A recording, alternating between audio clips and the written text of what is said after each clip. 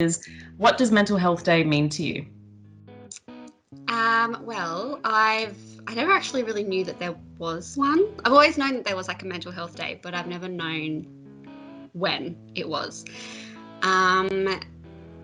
So I guess like what it means to me personally, I guess would be, mental health has been a lifelong journey for me since I was a child. So I feel like it's really important to break the stigma of mental illness, and I think it's a great opportunity to get the discussion happening, because I think there's still so much that needs to happen to get people talking and to get people to be vulnerable about their experiences. So what steps do you take to stay on top of your mental health? So I guess it just depends on what I'm feeling that day, but I do a lot of fitness related stuff. So like I go for a walk or I do yoga. I think it's what I've learnt about myself is sometimes getting out of your head and putting, a lot of physical, what's the word, exertion? Is that a word? Yeah, it just helps get me out of my head and just kind of place that energy that I would on my mental state onto my physical body and go, get out. Yeah, but I do like lots of things. I meditate, I journal, I've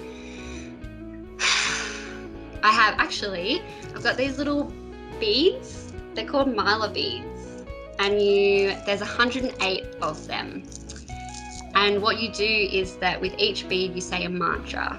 So you can have like an affirmation, or you can even just count them. Sometimes I just count them, and it just helps if I'm feeling overwhelmed to just focus on something else. Like it's really great for like the physical sensation of it. One thing like I've learned is that it's all trial and error. Like for me, yoga has been one of the biggest things that has helped me, but that doesn't necessarily mean it works for everybody. And so it's important to not to rule anything out, and to just keep trying different things, because you'll find, and you don't, like there isn't necessarily one big thing that will help. It's all the little things, like sometimes it's just having a shower and then putting it to cold so that you kind of like, your system is shocked and you're just like, oh, okay. I'm here. Yeah, so it's like even just lighting a candle and whatever, like it's all these little things that just help, it's like care. It's like, just looking after yourself. And yeah. Self-care is a very big thing. I think that a lot of us tend to forget. Yeah, totally. I think, like I know that a lot of people think it's all about like face masks and all of that kind of stuff, but it can be anything. It goes from physical, mental, spiritual, however you want to look after yourself, but it's important to have that and maintain it as well. So how has your mental health been impacted during COVID? I feel pretty lucky that I've been coping pretty well, but I think for a number of reasons. Like I've had mental health struggles practically my whole life, and I think because I've developed so many coping mechanisms, I've been able to implement those throughout lockdown.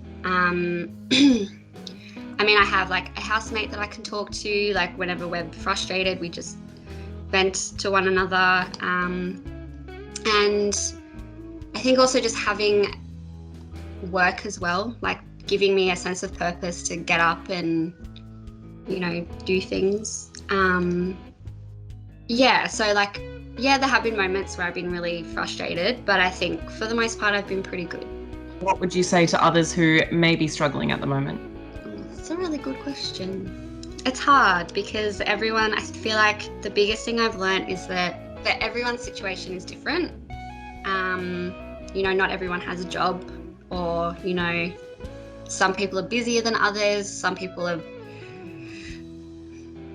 are not. Like they've gone from having work to nothing at all. But I think it just goes back to finding the little things that that you do to look after yourself and to find things that you're grateful for. It's really hard to express gratitude when there's so much crappy things going on in the world, but it is important to recognize that there's, amongst all of the bullshit, there is still some really beautiful moments that can come out of this. And I think just finding those little things, like it's spring now, and finding gratitude in the warm weather or whatever it might be, find something that gets you out of bed in the morning, like a sense, and it's important to talk to people as well. I think collectively we're all going through it and we can all relate, so reaching out to someone is really important as well. What have you learned throughout your journey with mental health? Oh my gosh, it's a journey. It's a lot. I've learned a lot about myself. I've really grown. Like, if I look back to who I was, I almost don't recognize myself. And I think I've learned that I'm very resilient, that I've learnt new ways to cope when I get overwhelmed. I've been through a lot. I've been through quite traumatic things, and what could have really broken me down and made me a very spiteful, angry person, I've really worked hard to not be that, and to be the complete opposite, and to be kind and compassionate. And I think I'm quite grateful for the mental health struggles that I've had, because I have a deeper sense of empathy, and I think that's a really incredible thing to have. When the fact that I've come out the other side of it through these long years of struggling, and I can still empathize with people, and I can at least be that person that's like, hey, like I've been through it, and it gets better, with a lot of hard work though. Of course. It's a slog. It's a hard slog, from an early age. Like literally from 4 years old, I had an anxiety disorder that showed up as something that's called selective mutism. Mm-hmm. So I would be so anxious that I wouldn't speak. And at the time it wasn't known that it was anxiety, but looking back, it's like, well, yeah, like I just didn't want to talk to anyone, and I was just so I went to a speech therapist and did all of that stuff, and I was a really lonely child growing up. Like I just was depressed from the moment I hit high school. I was just like, and everything was downplayed. It was like, you're just going through puberty, it's fine. But I don't look back fondly on my teenage years. I was, just really, really depressed. Trigger warning, I used to self-harm from like my whole teenage life. I did that. And then I'd been on and off antidepressants from 18 to 20. And then even had a attempted suicide when I was 20, and I was on suicide watch for months after that. And obviously through the years I've had to build these coping mechanisms, because it's like I've hit this rock bottom.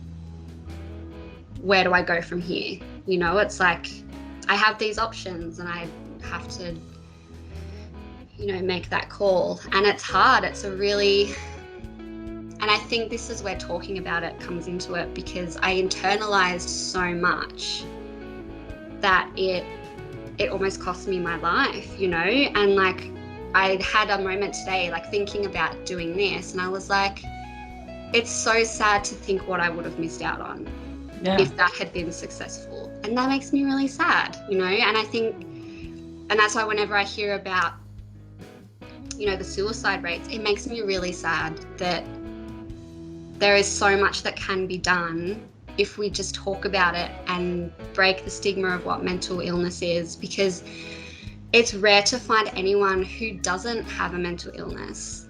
And I don't know, it's just something I'm really passionate about, and I want people to know that it's okay to go through whatever it is that you're going through.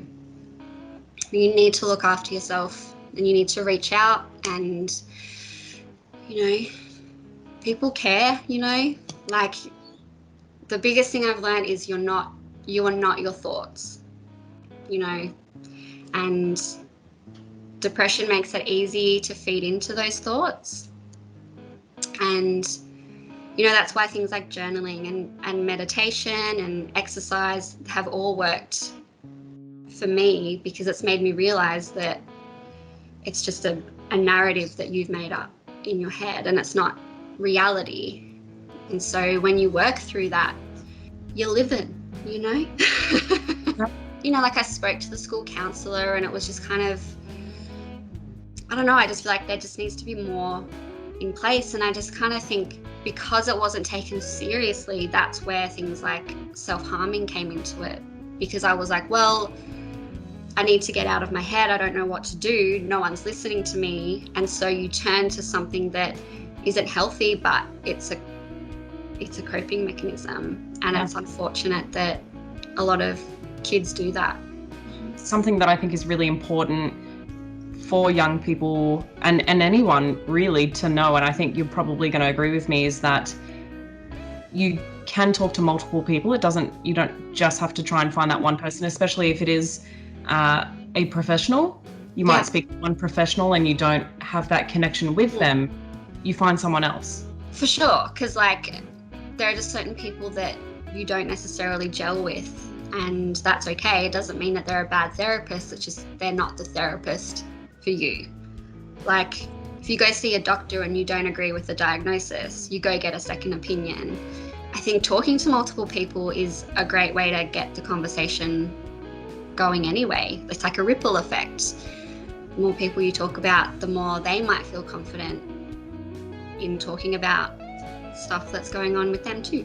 And I think that was a turning point for me, was when I used to get really bad panic attacks whenever I left the house, and I just didn't tell anyone. I was like, nope, it's not real. And the more I ignore it, it'll go away, it's fine. But the more you ignore it, the worse it is, because you're trying to like conceal it and pretend like everything's fine. And the moment that I told a friend, we were about to go out, and I was freaking out about freaking out.